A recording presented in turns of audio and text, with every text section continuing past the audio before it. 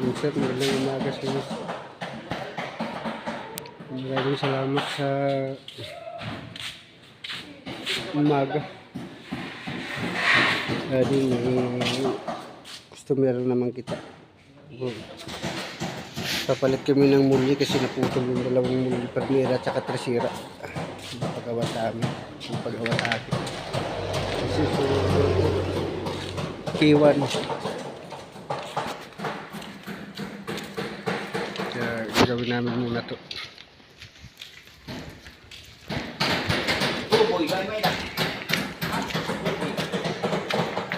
Naghahanap pa kami ng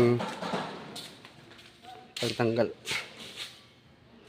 Papalitan namin yung wala kasing tyrings eh. Kaya naghahanap pa kami ng tyrings. Kasi bumiyahe yung ibang kasama rito. Itong kabuuin namin. Maraming salamat sa inyo.